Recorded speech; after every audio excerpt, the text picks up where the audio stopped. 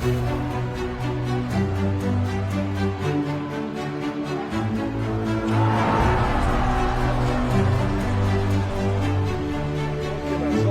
чудит, бывает. Ну, хорошая бригада, высокая.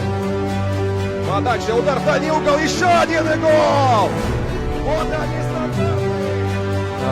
Хорошая передача вперед, об этом чуть позже. Удар Фонса, может быть, из-за пределов штрафной. 1-0 счет становится уже на 6-й минуте.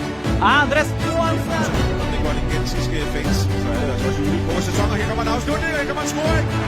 Сразу две замены будет в составе Тамбова. Готовится войти в игру.